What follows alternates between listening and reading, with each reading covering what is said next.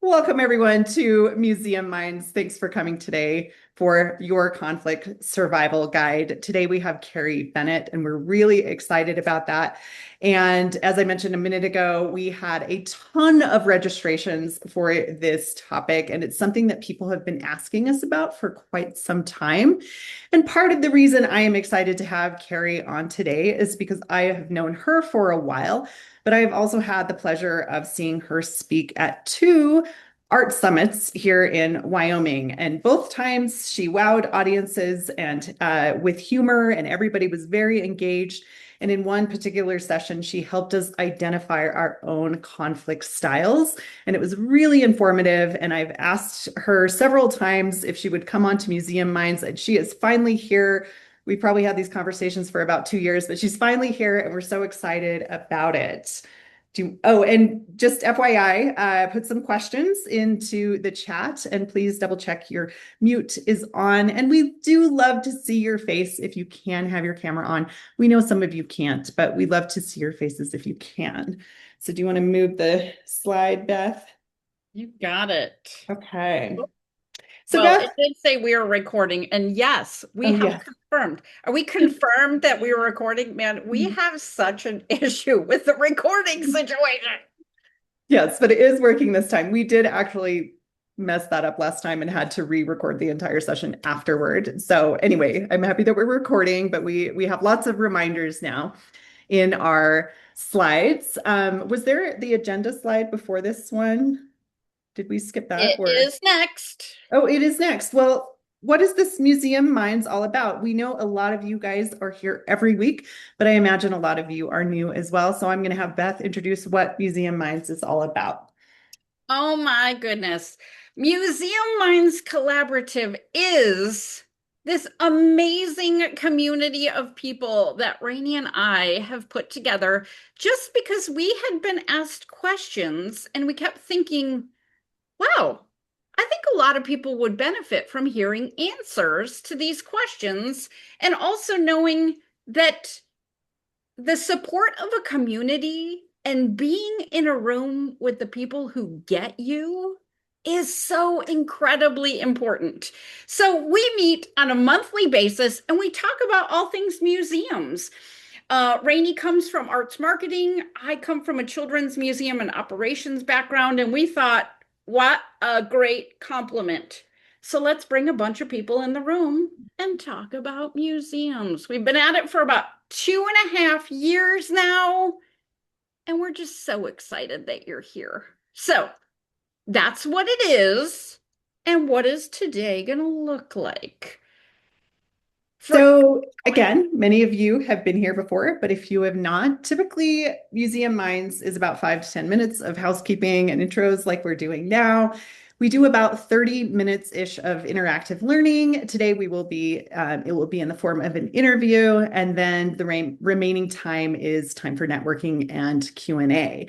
But this is something we started maybe 4 or 5 months ago, is our Museum Minds after party. So we know that many of you are already part of Beth's community and my community. And if you are, we'd love you to stick around. That's a time when you can talk with us a little bit more closely and have deeper conversations, ask more questions. But you can also come if you're just curious about our communities and would like to learn more. It's been a really fun way to stick around and have, again, those deeper conversations. So we hope you'll join us for that as well.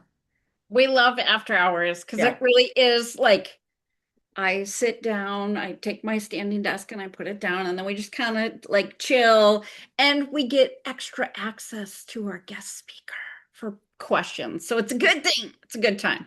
I know, right? I see the clapping. I love it. All right. Who are we? Who are we? Who are we? Yeah, so let's quickly introduce ourselves here, and then we promise we will get to the topic you are here for. But Beth and I are the faces of Museum Minds. My name is Rainey Robison. I'm the founder and principal of Neptune Sugar. I primarily work with arts and culture organizations on their branding, messaging, and storytelling. And I also run an online community called Art Meets Strategy for arts and culture professionals, the ones wearing the marketing hat. So I'll talk more about that community at the end. Absolutely. And I am Beth Housewort. I am the Chief Growth Officer, as I call myself, here at Inspired Impact, because I work mostly in leadership development inside museums as well as strategic operations, because the daily grind of museums and all those ins and outs need their own special person. So I'm here for you when it comes to those types of things. My beginnings were in the children's museum world, and over the course of the last 3 years now, I have seen so many similarities across the industry, and I love that we now have such a broader focus to really talk about how are museums the same, how are they nuanced, but also how can we as people together support each other. So I do lots of consulting, but also I have Museum Leaders Academy, and we will talk about that later. Next up, if And you if want you, to talk to us, if you want to talk to us, we're like a team here. We are so used to this, right? Here are some QR codes if you want to grab some time just to chat with us. This is Rainey and I at a very, very recent meetup in San Diego. If you are interactivity people, give us a woo woo. You were in San Diego as well. We loved it. And we went to a fundraiser at the San Diego Museum of Art. So there we are, enjoying amazing balloons and art. So good. Let's see what's next. We are getting ready to dive in. Who's ready to dive in? I see some celebrations. Absolutely. Yes. Oh, yes. We're ready to dive in. So, we're going to start with this kind of overwhelming, maybe. I don't want to put thoughts in your mind, but here are the thoughts that were actually in your mind. When we went through the registration list, and there were those extra questions this time around. Usually we just ask, what questions do you have for our speaker? And what topics do you want to see in the future? But this month we asked a few extra questions, and wow, Carrie did her work. And she put together this word cloud to just set the stage for the way we saw you all in those answers. So Carrie, let's get started here. We're going to have you introduce yourself. And I have to say, personally, I am actually really excited to talk about conflict today. And I think that's a phrase that my like young managerial self would have never imagined myself saying. So I'm kind of excited today. So Carrie, give us a little once through about your history with conflict. So say the question again, Beth. Did you say my history with Yeah, conflict or well, your history with conflict and how you've helped people and what you do. How is it yeah, that we reached out to you to talk yeah, about for sure. conflict? For sure. Beth, it's such a pleasure to be here. Thank you. Rainey made it sound like I play really hard to get for having conversations for 2 years, but you guys are the ones who are busy talking about all the things. So, my background is I'm a recovering educator, and I got really interested in conflict because, in the same ways that you all in the museum world have these teams of people who are dynamic, doing important work, it's messy, right? And I experienced great discomfort, as you guys all noted, and was really interested as a second career to be like, why is this so hard? Why are we so bad at this? And how can we get better at it? How can I school myself up to be better at it? How can I understand this differently? Because everybody, it turns out, having these feelings of conflict is not pathological. It's not a sign that there's something wrong with you. You're actually experiencing something that I think is now at the very heart of being human. If you can imagine, the only people who don't have conflict are dead. So if you are feeling a lot of it, you might just be more alive than other people, but that doesn't necessarily help. Oh, right? Exactly. Oh my goodness. Well, do we have anything more for the word cloud? No, you can take down the word cloud, but I want to say Fantastic. like y'all are in good company and reading your descriptions of like the different conflicts that are on your mind and the things that you're wading through. Beth sent me all of your responses, and I just wanted to like hold all your hands and be like, yeah, this sucks. So just know that I read through all of those, and I'm hoping that as we touch on different things today, I can't necessarily wave the magic wand to just like magically resolve it. But I'm hoping you'll get some kernel that will help you think about that conflict in a new way, or if nothing else, just have grace for yourself and patience with yourself for the hardness of it, because it's real. Right? So incredibly true. One of the things that I noticed too, as I was reading through those and just kind of getting my bearings of what we wanted to talk about today, and we also did some brainstorming ahead of time and things like that to prepare for the call. And one of the resounding things was, why do we get so stressed about conflict? Like Totally. just that word cloud and just the word conflict itself automatically kind of makes me sweat a little bit. Like it seems uncomfortable. So Right, right. Yeah. why do we get so stressed? Like We have that give us like the that backstory. we have that like biological, physiological response for good reason. Think about for a second, um, the opposite of conflict, right? Like we all are like sitting with this anxiety of like, "Ooh," what it feels like when we're with it. If you imagine for a second the what we want instead, right? That idea of like harmony and belonging and peace, right? You can just imagine like when everything is flowing, everything is delightful. It feels so good, right? And that's how we love to operate in the world. That's when we can show up as our best selves. Conflict is like a little rock in your shoe that messes with all of that, right? Individually, it's a very personal experience where like, oh, this state of flow or happiness or harmony that I want to be in, this preferred state, is not happening. And I'm not meeting expectations, or someone else isn't meeting expectations, or somehow there's this friction, right? And depending on your personal history with conflict, your family history, the community around you, your work history, right? You may have learned along the way that conflict is either this thing that happens and we just have to work through it, and good on you, that's great. Or you've learned through repeated bad experiences, because we're all really bad at this, Thank you that for that. conflict is really hard and it tends to get bigger before it gets better, or it can feel really dangerous, right? So that's kind of our individual experience that sets us into this state of like stress and anxiety, almost triggering like a flight or fight response, right?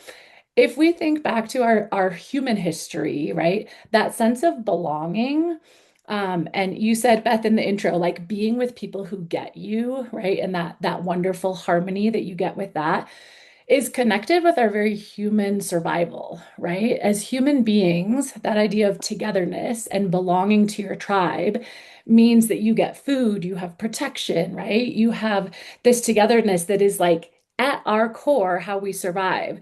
So, separate from our individual experiences and how that's been conditioned to be happy or not, we have like our entire human evolution that's like, oh, if you have this disharmony and you maybe have this threat of being expelled from the community, or having friction within your community, it is a threat to your survival, right? So even if it's something stupid like scheduling and an email, right?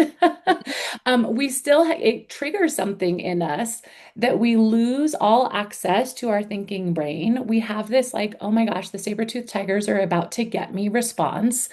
And while our previous selves in our caveman days may have been served by that response, our modern day selves that need to talk through a thing and not just whack somebody over the head with a stick, we're not served by the state that our brain gets into, right? So just when we need our brains, our thinking brains the most, we're triggered into this state of like, and it all falls apart. So the fact that you experience that again means you're human in the very deepest sense of the word, but we have to be able to train ourselves to like get access to our thinking brain again, and control our responses in those moments. I Oh, like we can't do that anymore. I right. don't know your workplace, but if the clubbing someone over the head and dragging them off by the hair works for you, great. Yeah, yeah, not where I've worked before. But so there was a couple of things you said there that really kind of got me, and maybe it is, I'm thinking of two different things, and then it kind of, I have something more. So the first thing was you said it's kind of like a rock in our shoe. Mm, And I love that so much because it reminds me that when conflict arises, I am still an entire human being. I am still wholly and solely me with qualifications and value and goodness. And I happen to have this rock in my shoe. yeah. But sometimes that becomes all you can focus on, right? Exactly. Like you But the forget about everything else because all you can think about is this rock in your shoe. especially if there's pain involved. Yes, Mhm. absolutely. But in saying that, it almost made me like have this visualization and self-awareness that like if I treat conflict like a possibly smooth pebble in my shoe as opposed to a boulder sitting on top of my entire neck, that could be a reframe that works really, really well Yeah, for yeah, certain potentially. people. Then it kind of led my brain into, because this is just how the swirling whirling happens. I thought to myself, like, just having that self-awareness is like such an amazing leadership skill. And like the Mhm, best leaders are very self-aware and can mhm. reframe and in certain ways, just like that.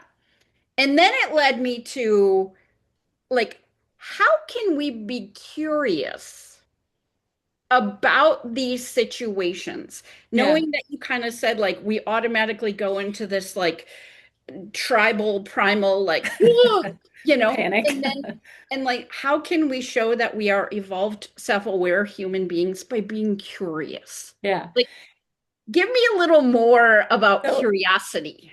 yeah, so if you can imagine, I like your thinking about like, so what do we do with this rock, right? We might be tempted if we're like, there's a rock in my shoe, there's a rock in my shoe. It's all we can think about. It's stressing us out. It's giving us a blister or whatever.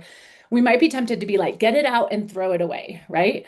Mhm. Which is fine. Sometimes conflicts just need to be resolved that way, get it out and throw it away. But maybe there's something in that rock that's useful, right? If we just ignore it and just keep walking, it's probably going to do us some harm. But if we can take it out and look at it, there might be something useful there. Who knows? It's a diamond, right? We might be able to Wouldn't that learn be something amazing? about that rock if we can approach it with some curiosity, right? So, y'all are museum people. If you can imagine, here in Laramie, we have this tremendous, we call it the Dino Museum. I have little kids. And out front, there's this giant T-Rex that's not bones, it's metal. But you can imagine approaching that thing as a kid and being like, oh my gosh, right? Or you can approach that thing like, cool, that is awesome, right? We perceive this thing that has big, sharp teeth and claws and all of that.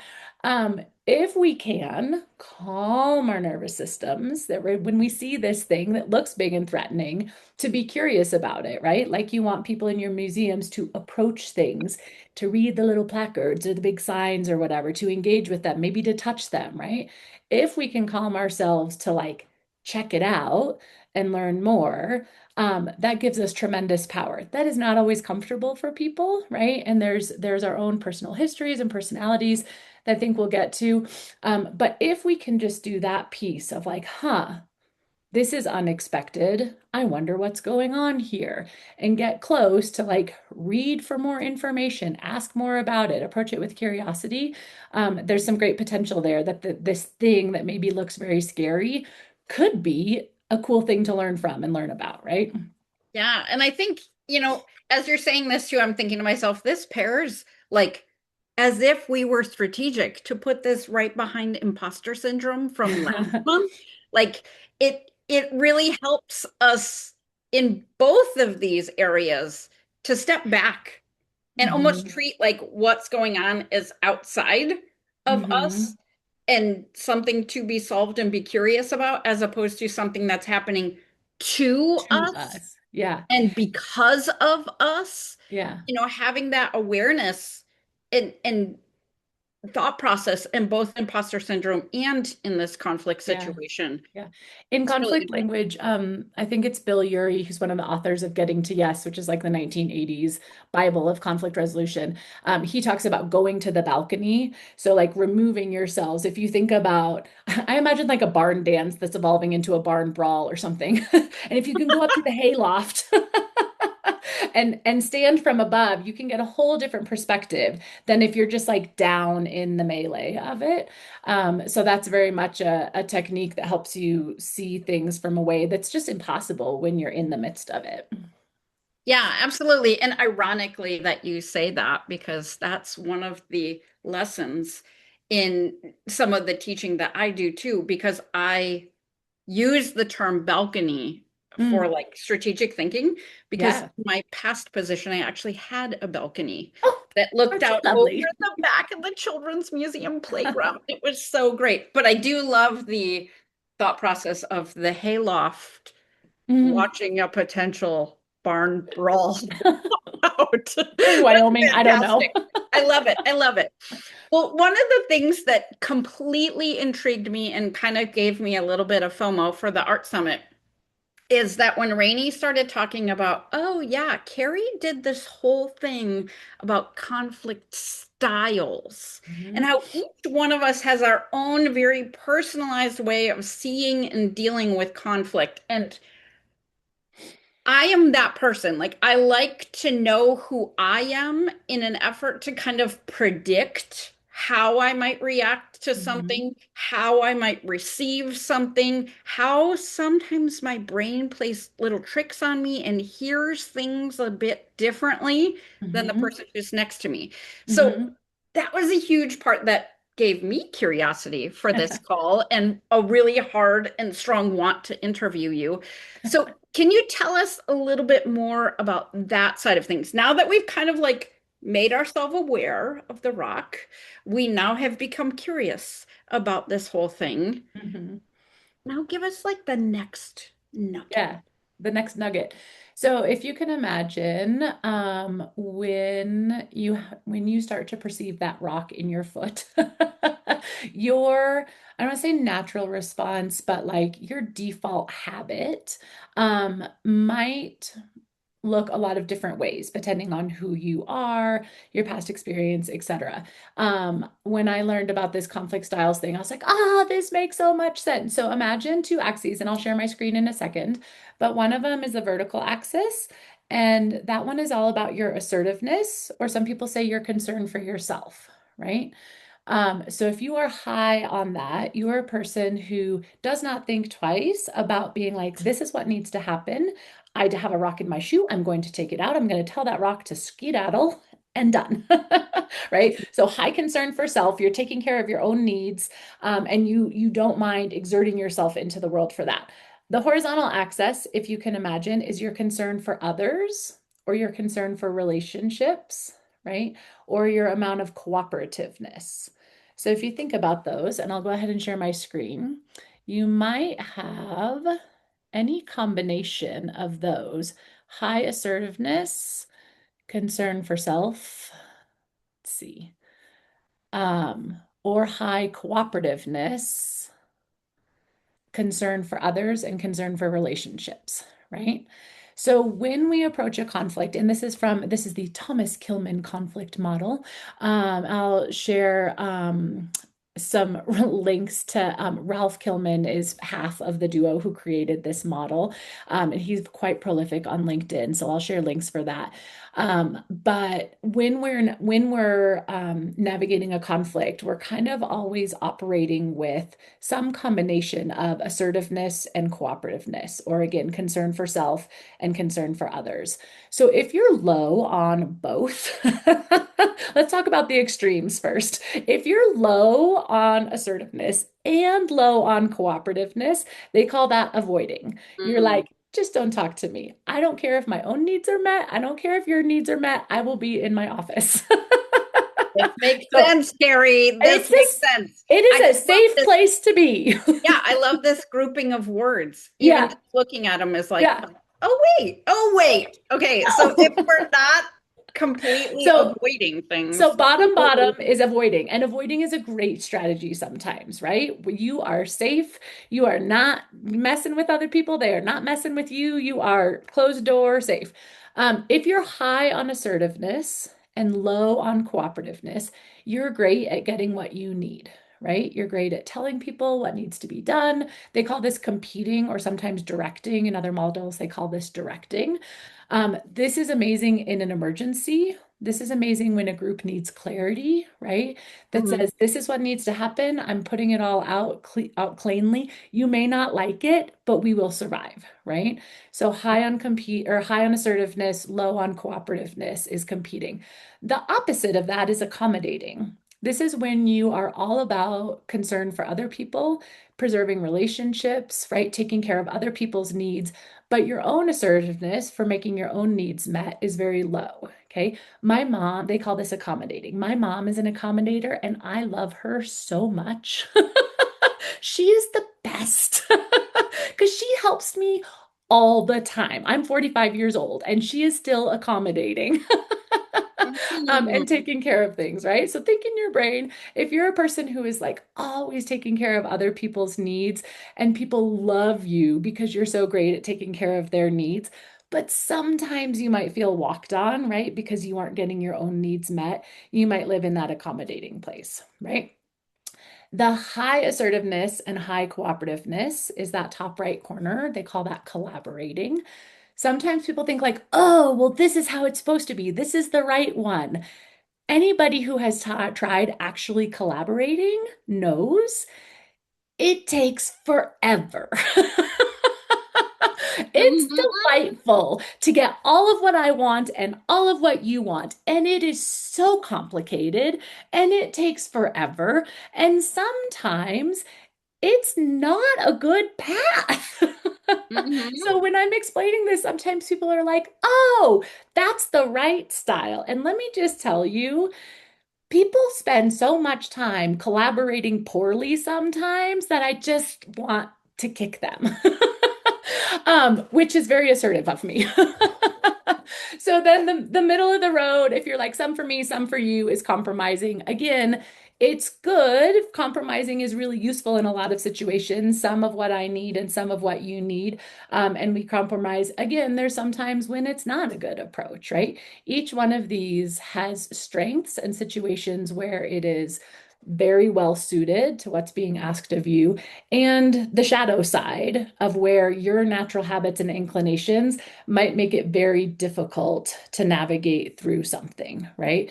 If you are accommodating a rock in your shoe, you will not be able to run as fast.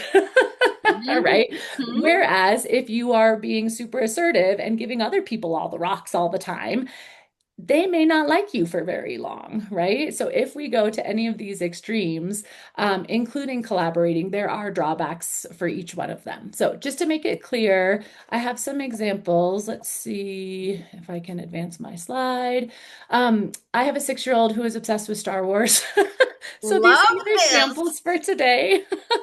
So good. I love this. Way to make it personal and like a good reminder because a lot of those words start with the same letter. Yeah, And it totally. would make me kind of be like, was it that one or was it this one?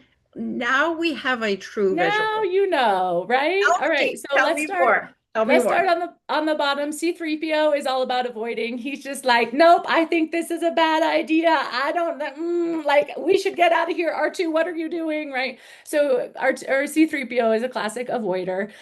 Super useful at times. He stays out of trouble at times, right?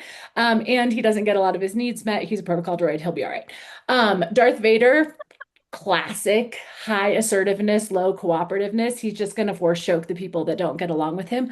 Luke Skywalker also living in that place, right? Where he is high assertiveness. He is not so much concerned with other people, right? Sometimes, some, but mostly he's like, I am on my hero's journey. I am doing my thing. So they live in that same corner. Chewbacca, amazing accommodator. He does whatever Han asks, right? He gets assertive and like shoots his own bowcaster at times, but really, like whatever Han asks, Chewie is there. He is the best friend, right? I would say Han Solo is in the compromising place, right? Compromising, not in that way. Han Solo's like some for me, some for you, right? He will be a smuggler and like do dangerous things to help other people out if he gets paid, right? He doesn't really jump in right away to help Luke and Obi-Wan Kenobi to destroy the first Death Star and all of that until he gets paid, right? So he has his own boundaries, his own standards. I don't know if there's an example of collaborating in Star Wars. Maybe if you're up on all the Star Wars, Rey in the last three, maybe you could see her as a collaborator, but she's quite assertive. What makes me think she might be a collaborator is when she heals the snake, episode 8, I think. Wow. Wow, you're diving in on this. I'm loving it, but And I also see like head nods. okay, good, good. I got my Very nerds in the good. room. I'm like, these are museum people. Somebody's going to be nerdy enough for this. She heals the snake, and then also she kills Kylo Ren. Kind of problematic, very assertive move. And then she immediately regrets it, right? Because she has ruptured this relationship with Leia and all this other thing. She heals him, brings him back to life. That's pretty collaborative, right? Where she's like, I need you. I messed up. I'm going to make you alive again. But if Parks and Rec is your flavor, Leslie Knope is like the ultimate collaborator. She's just like effusive in that way. Ron Swanson and April are the avoiders. They're just like close the door. I could go on for days, but those are my favorites as far as the examples. So, Beth, do you want to see how the people in the room feel about these? Should we Oh see? my gosh. Yes. Yes. So So what's the question? if you're doing this on your computer and you have your pocket computer in Got your it. hand, you can take a picture of that QR code, or you can do this all on your computer or whatever you're doing it on. So if you're using your phone, take a picture of that QR code. Hopefully this works. I hope I have my settings right. Are you guys Yeah. able to access it? It's saying waiting for presenter. Oh, that's good. I'm going to give people like 2 more minutes to hop on, and then we'll just take whoever is on. So if you're doing it on your desktop, you can type in menti.com and then that code. Um, Rainey or Beth, could you pop that in the chat really quick? Heck yeah, we Thank can. you. If you enter that code on your computer, you can go straight to it. So And then do you have to do something on your end? Because it's I not think giving us a quick. so. If do you now see a new thing on your phones? Yes, heck yeah. There Which you go. All right. style I just had the is settings most such that I get to natural control what and you see. comfortable? So think real quick for yourself. What style feels most comfortable? There are like online assessments that you can do, and I'll share other resources. But I want to see kind of where folks feel like, oh yeah, that's me, for better or worse. Like this is where I'm at. Ooh, I'm loving this. It's so fun to watch. Oh, right. It's cool to see things in real time also, Uh-huh. you know? Really good. Ooh, look at these people. Love it. Do you think that this is very representative of nonprofit work? Um, every time I do this, I'm struck with the balance that I get. And I think some of that is who is the types of roles that folks are in. as well as sometimes it's like how I've phrased things. So if I've hit the Darth Vader-ness too hard on competing or directing, then everyone's like, no, no, that's not me. So sometimes it's a reflection of me. I skew it. But yeah, it's interesting to me that we see accommodating being this high. Um, and on one hand, well, I think it's interesting. I think a lot of times, if you can imagine the shadow side of accommodating, the wonderful side is that everybody loves you, right? Because you're always helping them get their needs met. The tricky side is how uncomfortable it is, if that's your model, to assert yourself, right? You just have rocks, shoes full of rocks some of the time. That And it's inevitably weigh you down and you can't yeah, do they weigh you anything. down and it's really uncomfortable. And because of that's your habit, that's your style, it feels extra uncomfortable to take it out, right? So I guess seeing that might be a lot of you that feel like that's your style. You might be like, yeah, I want to know how to feel more assertive in a comfortable way. And perhaps in this, we have less folks who self-identify as competing or directing because sometimes those people are like, conflict? What conflict? I just tell people what to do. It's fine. And so Right. they may not have chosen to come to this workshop because they're comfortable, right? They're like, I have this style. Sometimes folks that have that style are like, ooh, and sometimes I make people mad or I'm seen as overbearing or right. And so they might be curious of how do I tone that down? Or if I work, a lot of times competers and accommodators work together.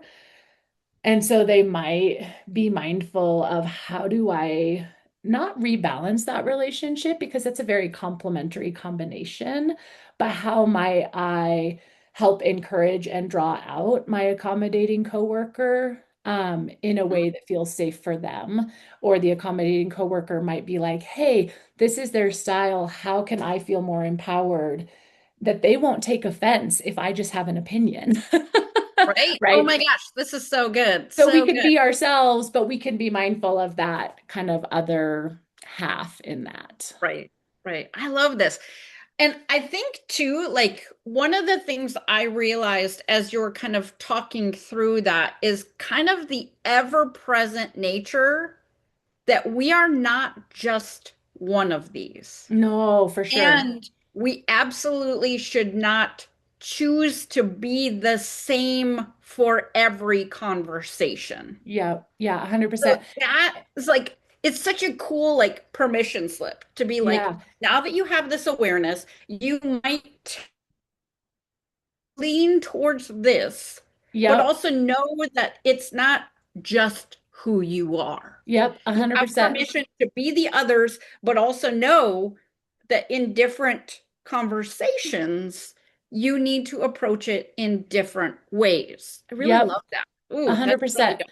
And you just reminded me, I stopped sharing and then I remembered, you noticed that Yoda wasn't on my map, like of all the Star Right? Wars characters, how could I not include Yoda? So Yes. let's go back. Oh gosh, no, that's not what I want. Um, you're gonna watch my very no, you're gonna watch my very massive sharing here since I started and then stopped. Okay. There we go. Well, and if Uh, this is the way it is, that's the way it is. It's Here we fine. are. So Yoda, if you can imagine, sometimes people try to pin him as where he goes. And I have here assertiveness this situation needs. You can have your Yoda voice cooperation Yeah. to bring. How much for this? I really think the wisdom of Yoda and what I aspire to do, however sloppily myself, is to not just say, oh, this is my habit, this is what I do, but like, what does the situation call for here? My natural style or mode or whatever you want to call it might land me having certain habits and showing up in a certain way. But if a certain situation really needs me to dial up or dial down on either one of those, there's times that I might experiment with that, right? And be like, oof, I'm really uncomfortable at times just telling people what to do. But based on this situation in this context, I need to tell them what to do, and that's Right. okay, right? Right. Or like, I really love telling people what to do. Maybe they don't need that right now. Mhm. Maybe I can be mindful as a leader to dial down my assertiveness so that other people can assert themselves and I can be supportive in that way, right? So I Right. really think that the Yoda approach, however, I mean, he's 900 years old. He's a Jedi master. Like we can't just like do a 20-minute workshop and expect that we're going to do that. Right. But like as a practice of mind to be like, oh, how might my habits be working or not working in this situation? Right. And how might I dial up or dial down one of those axes to fit what my team needs in a situation, right? So good. So good. All You're right. welcome. That's all I got. I'll see y'all. Well, we have one more thing. We have one more thing. Yeah, yeah, all good. Okay, for everyone in the room right now, I want you to Yes. start putting your questions in the chat because we're going to head into Q&A in just a tiny bit because we're getting closer on time. So put your questions in the chat more on the lines of like we want to see if there's themes. We know that this can be very personal in that you might say like I have this exact situation. Can you help me out? If you put your questions in the chat, we can start to see some themes and maybe give some feedback based on, collective advice. Mhm. But one thing that we talked about at one point in time, and if you can, in like 5-ish minutes, Yeah, I think right. that people will really appreciate. Actually, stop your share. Oh no, this is This. exactly what I was going to ask you about. Because you said at one point, oh yeah, then there's the oh dear recipe for starting a conversation. And I was like, what?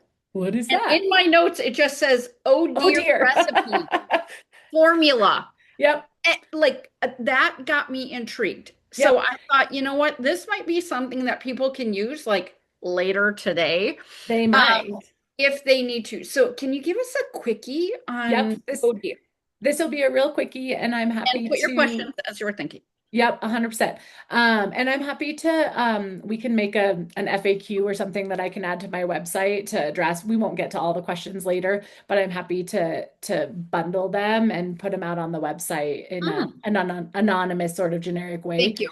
Thank you. This is a little recipe. The I think it's Dear Man or something that comes out of psychology. Some of you might be familiar. I've just kind of tweaked it to work for conflict specifically. But this is a little bit of a formula. If you are needing to adjust your style and or just need a place to start, right? When we're in conflict, we flip our lid, we lose access to our cerebral cortex. It's just a mess. So this lets us like ground ourselves again and be like, there's a recipe, follow these steps. This will at least hopefully get me started in a way that's productive. So the first two steps, the O is observe what's going on, just like what are the facts? What can I actually see that's happening here?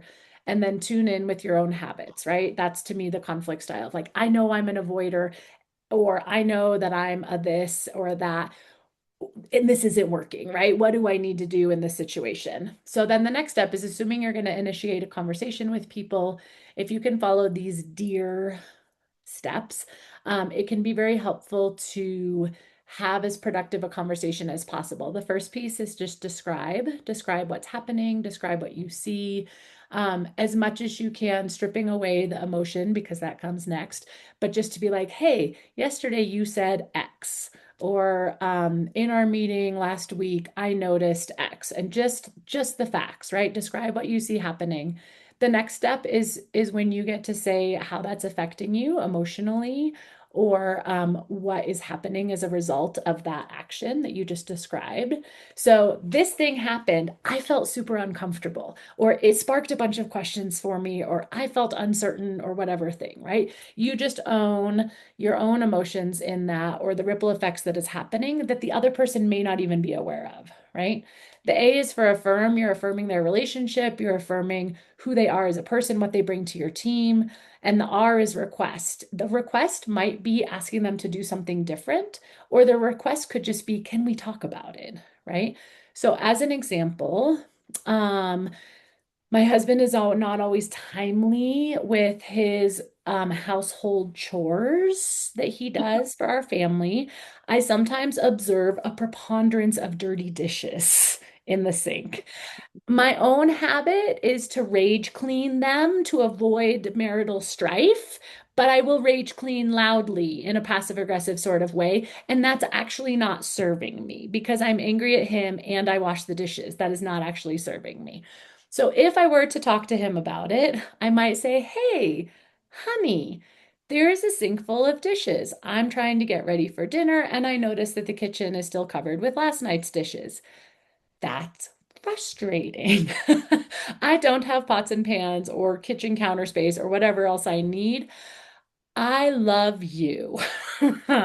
I know that you are a modern progressive man who wants to share in the household tasks, and I appreciate that about you.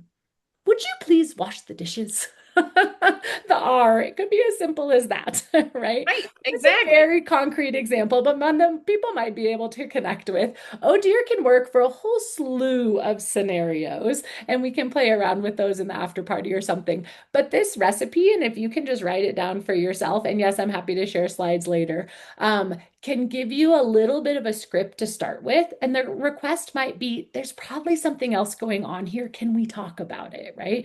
But it's a Right. very curious way to open up the conversation that doesn't flip their lid, right? Especially if they're accommodating or avoiding, you don't want to send them into a state of flight or fight either, right? So doing this with that affirmation and in a non-threatening way hopefully gives you the best chance of getting through to the other side where your needs and hopefully some of their needs can get met in a good balance. Yeah. That's all Fantastic. here in 4 minutes, 5 minutes, sorry. Good, good. I love it. Thank you so much for that. As the comments are populating over here, I am going to take a minute. I'm asking that everybody go into the comments and read and then upvote what they want to talk about. Rainey and I are going to do a quick little, hey, thank you for being here. Don't forget about that, we do cool things.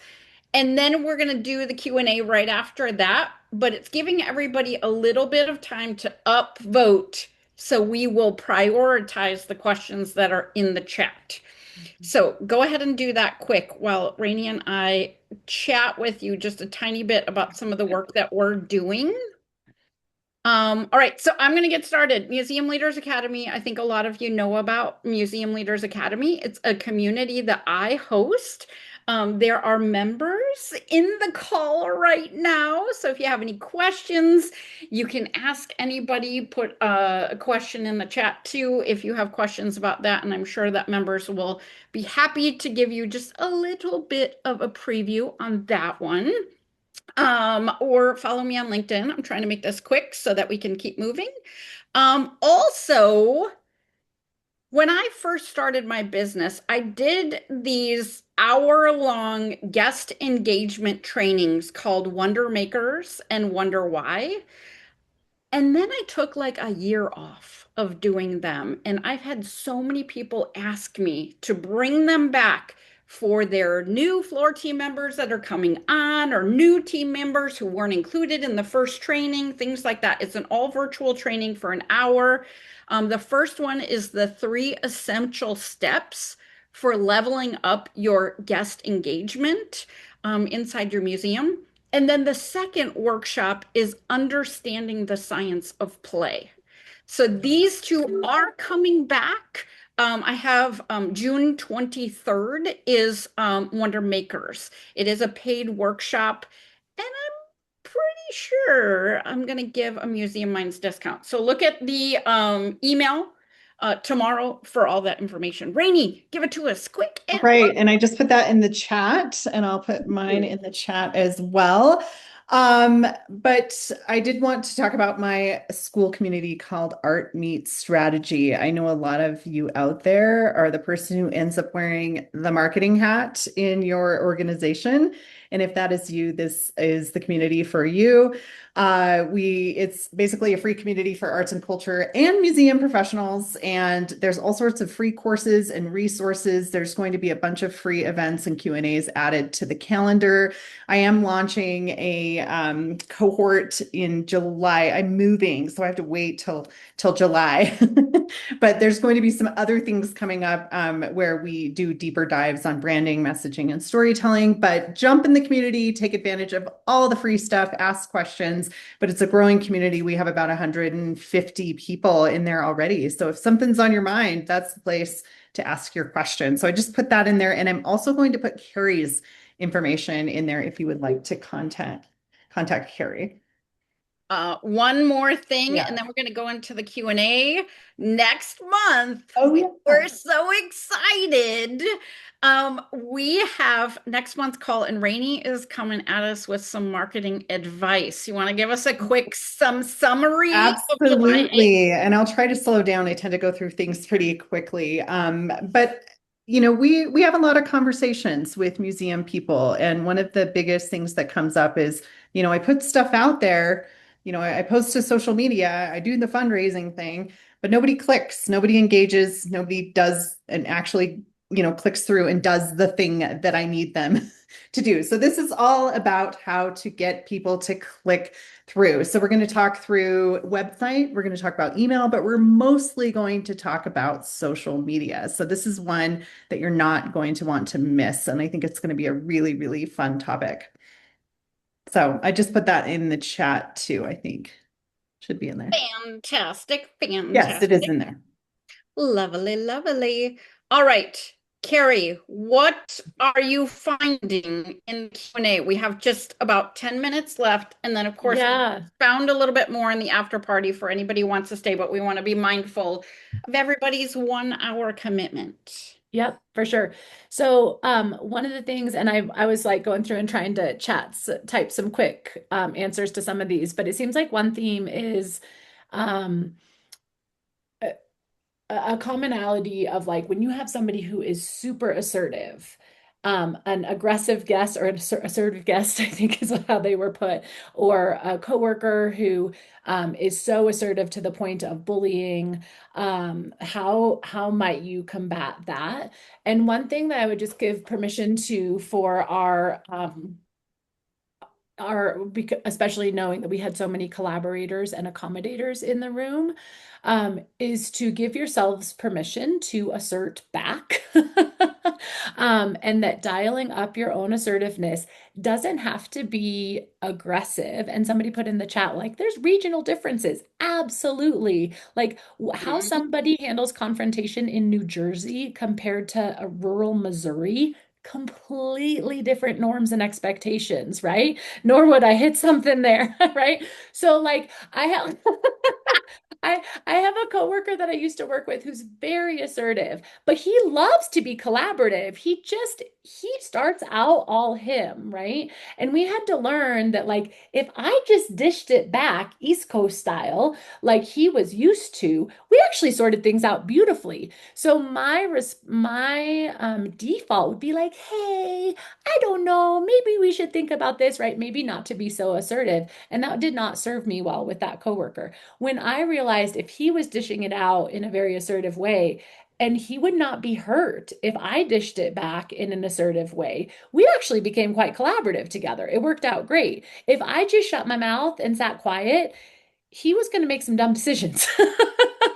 Right? So giving myself permission to assert back at him. Same thing if you have an overly assertive museum guest to be like, "Hey, I'm so excited that you're excited about this thing. These are some things we have in place to keep people safe or to protect the this or to whatever else." It is okay to assert back. And if you can do that in a way that is calling people in less than calling them out, right? Then it can become a collaborative win-win where their curiosity can be certified, but your collection, your piece, your whatever in your museum can also be preserved. So, this is not to say that you are not allowed to have boundaries. Having boundaries and standing firmly in those. One of the recommended readings that I have, I can link it from my website, is The Power of a Positive No. Being able to say, no, this isn't okay, and this is why, and be rooted and firm in that is absolutely a good part of navigating conflict, and one that in a leadership position you have to do a lot. So giving yourself permission for that, and that when you say no to something, you're saying yes to something else. So if it's a bullying coworker or an over assertive guest, when you say no to a certain type of behavior and are like, this isn't a discussion. This cannot happen, and these are the consequences if it does.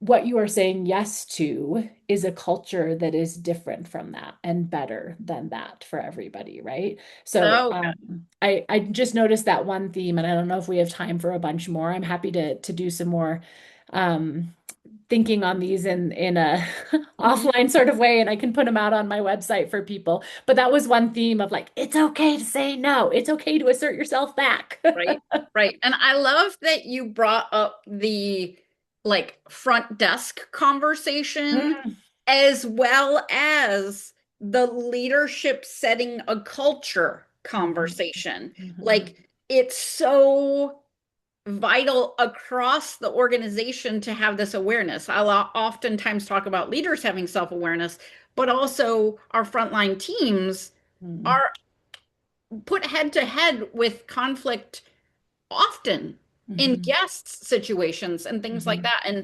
And one of the things that I've said multiple times and I always would kind of empower our front desk folks to say is let's make it a conversation mhm, as opposed to a confrontation. mhm, So then again, the conflict kind of has that like stand back and observe mhm, and see what's going on. They have their opinion, you have yours. Let's see where we can, mhm. get to the point. But again, museum policy says you Right, cannot walk around with a hot cup of coffee. right, right. And sometimes you just have to say, thank you so much.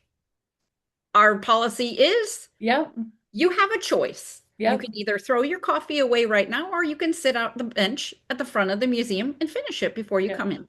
yep. And like those again, like that's conflict and it gives us that like feeling. But Mhm, if we have this awareness, ooh, mhm, this feels good. mhm. This Yeah, feels good. yeah. All right. We have about 2 minutes left. Rainey or Beth, did you have a chance in skating? And I know you guys were talking about all the other things, but I wondered if there was another. That was one theme that kept that I noticed. Did you have other stuff, or as you see the upvoting a favorite? Oh my gosh, there's different colored hearts. What is this? I know, right? And like good stuff. Duffy must be the one that has like the extra plug-in to do all the emojis. I think one of them that I saw was kind of the how do you deal with the person who really doesn't think they're a problem? Yes, that was the Mhm. one I was looking for. Exactly. Yeah, yeah, Summarizing, paraphrasing, how do you yeah, deal with that Mhm. person? yeah. I Or think to me the raise awareness. yeah, and to me the oh dear conversation is a Mhm. place to it can again fall back on that. Like you observe XYZ behavior frequently and you Mhm. see that it's causing a problem. You've maybe been hoping they'll figure it out. Maybe your Right? habit is that you're not going to address it because who are you to say? But to the degree that it becomes problematic, and to Yeah. be in a position of feedback to say, hey, right, we're going to describe, I Mhm. notice XYZ thing. And I don't think that you mean this. You may not even be aware, but I know for me, when I see that, it gives me this feeling. Mhm. I really like you. I think you're really smart and you're great at XYZ, right? I wonder, I just want to call your attention to this and see because I don't think you mean to have this wrecking ball experience or this impact on people, but I just want you to know that that's how I'm experiencing it sometimes, right? So the R could be it could be like don't do that anymore, you jerk. Right. Don't add that last part. But like it could be a request of like, hey, I just want you to be aware of it. Like, or maybe take a look and notice. If you notice yourself doing that kind of thing, maybe just take a scan of the people around you and see if they look comfortable or not. Something like that can neutralize it, but still let you call attention to something that they may not be aware of at all. Yeah, so good, so good. I like that. It's almost like the bring back of the I message in saying Mm-hmm. like Oh, 100%. I feel this way. And I'm Yep. wondering if it's something that a lot of people are feeling. I just wanted to communicate with you in an effort to help your presentation land appropriately and Mm-hmm. most powerfully. Mm-hmm. Mm-hmm. Well, good. I love this conversation. We're going to keep it going a little bit in the after party. But for those of you who have to leave, who have packed schedules and reserved 1 hour and 1 minute for us today, thank you, thank you, thank you. We love our Museum Minds community. And Carrie put it so well earlier in our brainstorm that we get in the museum mindset. Hmm. Ah, yes, yes, yes. We may have to like grab that little phrase, the You museum take it. mindset. You Yes. run with it. So good. So thank you so much for being here. We appreciate you. We can't wait to have you here for Let's Get Clickable on July 8th. Also, make sure that you look back through the chat roll. I know that there are some really cool events coming up in the museum world. One of our folks on the call today, Shiloh, does a book club. So look for that as well in the chat roll. Thank you for being here. If you are a person who wants to stay, we have our after party. And we're going to chat just a little bit more about our communities, things like that. We have a few things about the after party. So we're going to give everybody a minute if they want to. Like, yeah, we have to dim down the I lights was and gonna turn say, I off want the to see you disco lower ball, your desk and right? sit I'm down. gonna take my desk down, and you know that means it's the official start to the after party. And my supervisor intern furball has been keeping my seat warm for me. So I get to take it back now. All right. If you have chosen to be in the after party today, we love it. And here's the way to get your entry pass into the after party speakeasy, things like that. Step one, turn on your camera. Or step two, or 1A, send us a message to let us know that you're in a compromising situation or you're driving or something like that. We do this as our first step, knowing that there are fun conversations and we want this to be more personal and community building. And oftentimes people will start the call and walk away and they're not actually here. So understand that as the after party gets ramped up and the music's pumping, no, not really. Um, I will slowly excuse people who do not have their cameras on because I got the power. Exactly. So that is entry level number one. Turn on your camera or let us know that you are on a government provided computer that doesn't have a camera enabled. Thank you, Andrew. So good, so good. Um, and let's see, are there other requirements for the after party? Have a ton of fun for one. And for two, our after party is usually about 30 minutes long. So you have a clear expectation. With that being said, we want everybody to have a chance to chat. So we want to also make sure that if you're coming on and you want to chat a little bit, let's keep it focused and succinct and also give lots of people an opportunity to talk. So try not to dominate. That's what it means. We call that balancing participation in my world. Don't take Oh, up all thank the you. space. Give some balance for everybody else. I love this. I love this. I will use that in the future instead of trying to be like, oh, don't don't dominate. So have some audience awareness. So yes, have bring some balance. Yes, thank you, thank you, thank you. Anything else, Rainey? Do we have other after party entry code words? No, I just want your go to stop the recording because Okay, it was recording, and that is the good news. it was recording. I'm Thank the stopping. freaking